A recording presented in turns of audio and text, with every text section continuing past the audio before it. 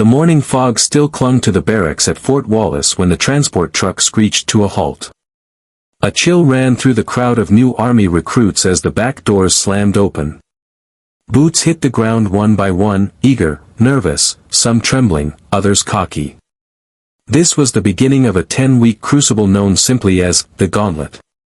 Among the sea of uniforms stepped a woman unlike the rest. She moved with a calm that was both unsettling and magnetic. Her name tag read James, and her dark eyes scanned the surroundings not with fear or hesitation, but calculation. Private First Class Nyla James was not here to prove anything to anyone.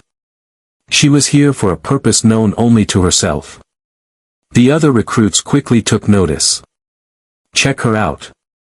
First day and she already thinks she runs the place," said Private Rickman, a bulky former college football player who'd already anointed himself the alpha of the group.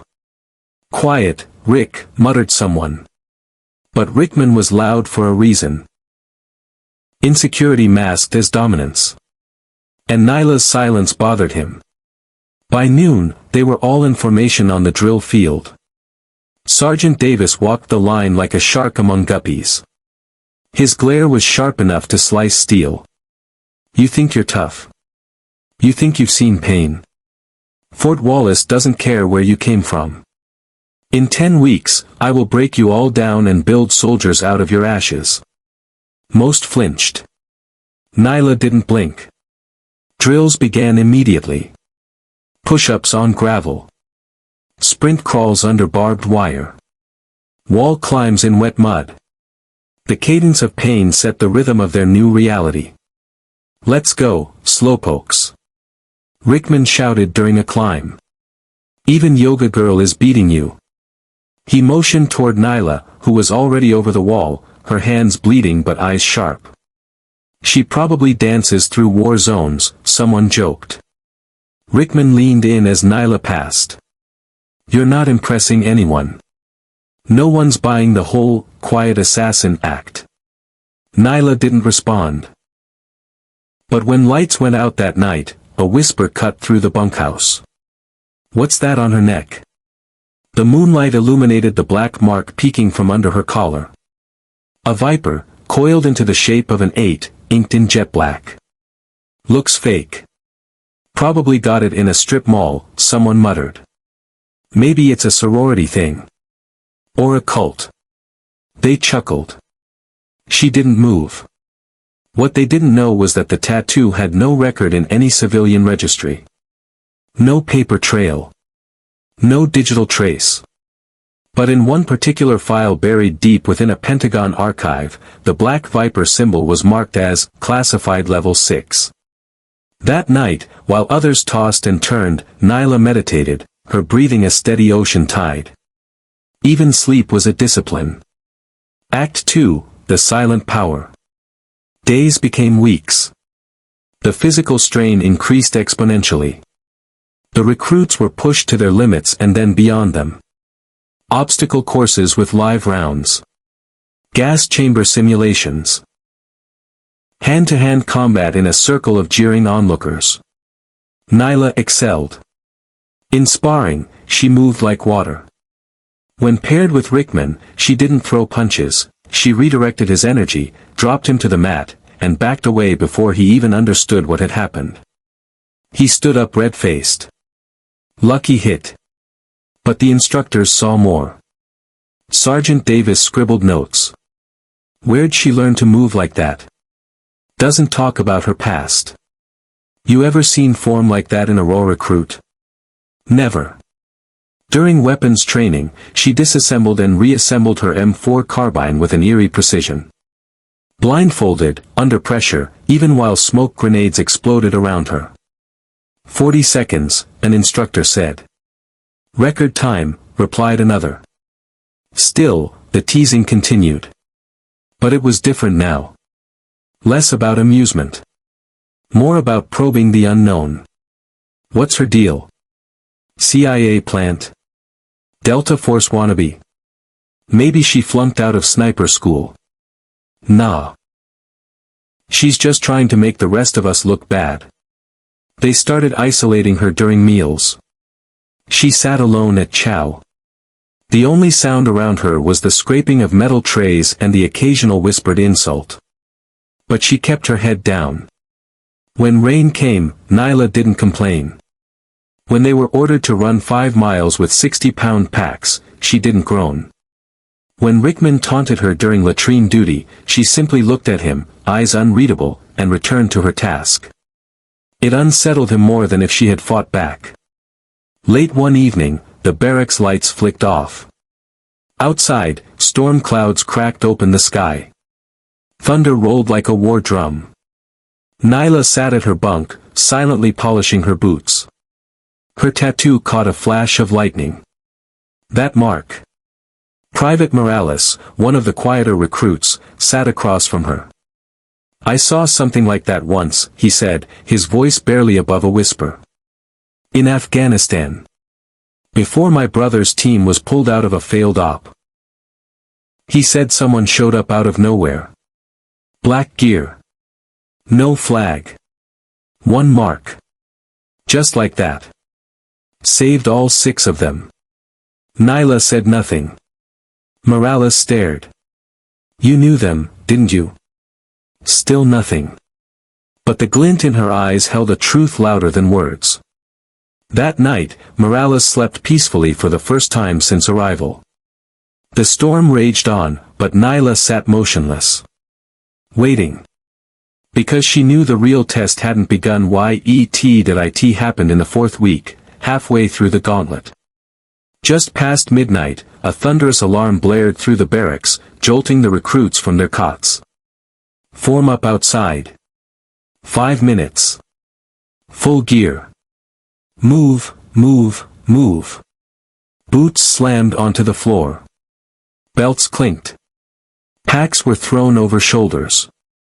Some recruits were still fastening their helmets as they sprinted outside into the cold, wet dark. A thick fog rolled across the parade ground. Rain drizzled from a starless sky. The air smelled like sweat, earth, and urgency. Standing beneath the floodlights was someone none of them expected to see, Colonel Marcus Talbot. He was rarely seen during drills, but when he appeared, it meant something major was about to happen. Tall, angular, with salt and pepper hair and sharp silver eyes, he carried the aura of command like armor. His mere presence silenced the field. Behind him stood 4 unfamiliar officers dressed in black fatigues, faces half-shadowed, arms crossed. "Recruits," Talbot said, voice echoing, "you have been selected for an advanced screening operation. Top secret parameters. Classified as Operation Sentinel." Murmurs rippled down the line. "This is not a simulation. It is an evaluation. Each of you will be deployed into Deadwood Forest with minimal gear and a series of encrypted coordinates. Your objective, reach the extraction point within 6 hours. You will be timed, tracked, and ranked. Failures will be noted. Exceptional performance will be remembered." He paused, letting the words hang in the cold air. "You leave in 5. Gear was redistributed. Maps handed out with only partial landmarks. Each recruit received a sealed envelope containing a cipher code, a flask of water, a dull compass, and a red flare." Nyla stood at the edge of the line. Her face unreadable, posture controlled. She turned her compass 3 times counterclockwise before slipping it into her vest. Her eyes flicked across the tree line. Rickman, a few recruits down, shook his head. "This is a joke. We're being set up to fail." "Shut up and move," growled Morales, surprising everyone. One by one, they disappeared into the forest under orders from the commanding officer. Nyla hit the forest floor like she was born for it. She moved low, silent, breath-controlled. Her hands brushed the ground, scanning for tracks, orientation, anything that could guide her. Her fingers traced tree bark, her eyes scanned the canopy. 20 minutes in, she cracked the cipher. It was a substitution code she had seen variations of during her time with Shadow Group 7. She moved faster. One recruit fell into a ravine. Another misread the compass and backtracked. Most were still figuring out the riddle behind the first landmark. Nyla was already past the third. The rain returned, heavier this time. Thunder echoed like distant artillery. Nyla pulled her scarf tighter and crouched near a split tree. Her fingers swept through the leaves and uncovered a black plastic disc, an encoded marker. She held it up to her infrared flashlight. A single arrow glowed red, pointing east. She smiled slightly. Only one other person reached the halfway mark within 2 hours, Morales. Bloody, panting, but focused. The rest were floundering. From a high ridge, Colonel Talbot watched through thermal optics. "Sir," said one of the black-clad officers beside him, "she's already past checkpoint 6. Time. 1 hour, 42 minutes. Talbot lowered the scope. "She's not just good. She's trained. And that mark, it's unmistakable." He took a deep breath. "That's a Black Viper mark." The officer blinked. "You're sure?" "Absolutely." Talbot turned toward a younger lieutenant. "Pull her dossier. The real one. Not the scrubbed version." "Why yes, sir." Nyla reached the final ridge just before the 4-hour mark. Her boots were caked in mud. Her shoulders burned. But her eyes were locked on the blinking infrared beacon beyond the tree line. Extraction. A flashlight beam cut through the dark. A figure approached. "Name?" the voice demanded. "Private First Class Nyla James." The light lowered. Colonel Talbot stepped forward. Up close, she could see the creases in his uniform, the faint scarring on his right hand, a telltale sign of long combat tours. He looked at her neck, just above the collar. The Viper mark shimmered faintly under the rain. He didn't salute. He nodded. "Your kind doesn't usually come through basic. What are you doing here?" Nyla held his gaze. Needed a reset. Too many ghosts. He stared at her for a long moment. Black Viper. 7 confirmed ops. 2 presidential commendations. 1 failed mission in Nuristan. Her jaw tensed. That one wasn't supposed to go public. He gave a half smile. "It didn't. I was there." She blinked. Something flickered in her eyes. Recognition. "You're Red Eagle." He nodded. She exhaled. "I thought you were Kia." So did the rest of the world. He gestured toward the field behind him. "They think you're a joke. They think you're weak. That's good. Keep it that way. They'll never see you coming." "Is that an order?" "That's a compliment." He turned. "Walk with me." And just like that, the forest swallowed their footprints, but the legend had just begun. By morning, word had already begun to spread. They returned from the forest exercise limping, soaked, and silent. Most of the recruits were too exhausted to speak, but the few who made it close to the end couldn't stop whispering. Rumors rippled like static through the bunkhouse. The colonel pulled her aside. Personally. They walked off together. No one else. She finished that course like it was a walk in the park. Rickman sat at the end of his bunk, eyes red from frustration. He had been disqualified halfway through the exercise for a navigation error and nearly got injured falling down a ravine. Nyla hadn't just finished, she had owned the course. For the first time, he had no snide comment. Just silence and a twitch in his clenched jaw. That afternoon, the recruits were ordered to the briefing room.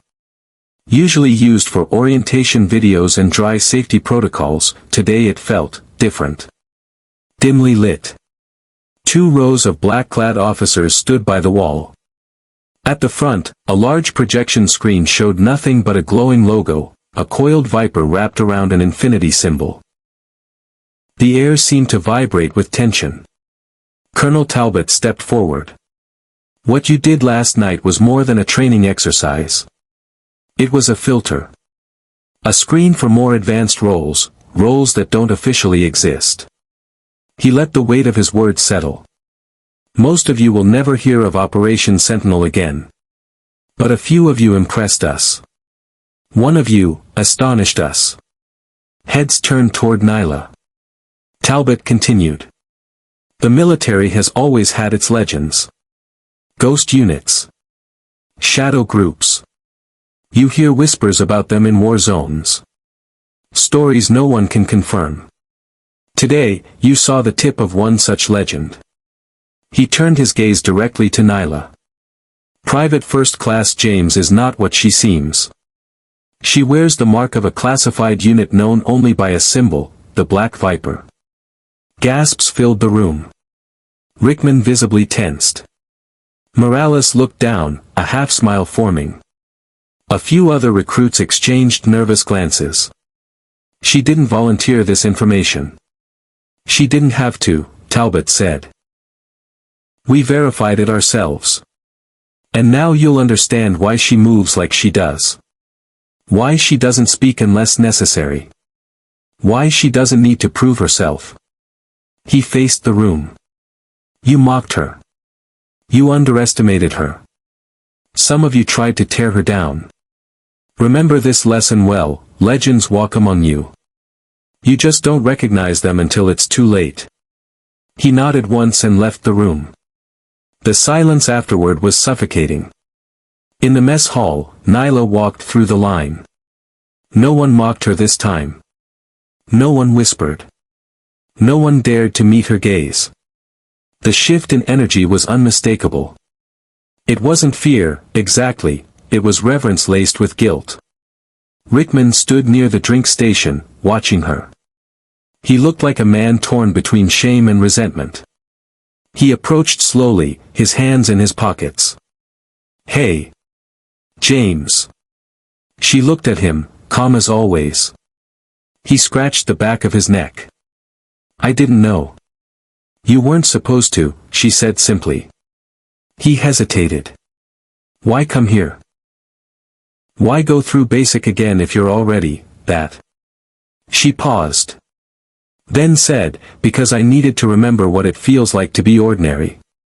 To be unseen. The mission made me forget that. Rickman nodded slowly. You ever kill someone? She met his eyes. Don't ask questions you're not ready to hear the answers to. He nodded again. Quiet. Humbled. Still think you're annoying, he muttered as he walked away. It was his version of a peace offering. That night, Morales approached her outside the barracks. You saved my brother, he said. She tilted her head. Nuristan. Yeah.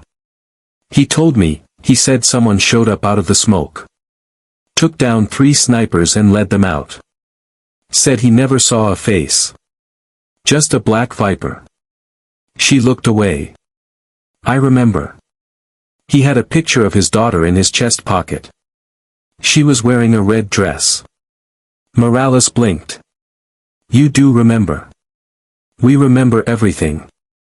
That's the burden. Across the base, Colonel Talbot sat in his office. A dossier was open before him, Nyla's full record, including Black Viper Ops, mission debriefs, psychological profiles, and a classified after-action report from Nuristan. He flipped to a page with a faded photograph. It showed a unit of 5 masked operatives, standing in the shadow of a Black Hawk at sunrise. One figure, smaller than the rest, had the coiled viper tattoo just visible through the torn collar of her shirt. He closed the folder and sighed. You're back in the system now, Nyla, he murmured. And whether you like it or not, the world still needs you. By the 5th week of training, something had changed. The recruits were no longer a collection of strangers clawing their way through hell together. They were watching each other more closely, learning from one another, and most of all, they were watching Nyla. Not with suspicion now. With intent. With a desire to understand. She didn't claim leadership. She didn't raise her hand or bark commands. But when she moved, the others followed. Not because they were told to, because it felt right. During the next endurance course, the instructors added a new twist, a 12-mile ruck march, uphill, in full combat gear, with team navigation checkpoints. The squad was fractured before it began. Rickman tried to take point, but fumbled reading the map. "We're lost," someone whispered. "We're wasting time," Morales said. Then Nyla stepped forward, knelt, and studied the terrain. Her fingers moved with silent confidence across the map. She pointed toward the tree line. "We're half a click south of checkpoint 2. If we move across that ridgeline and stay low, we'll cut 30 minutes. Rickman didn't argue. They followed. And they finished. Second fastest time in the base's recorded history.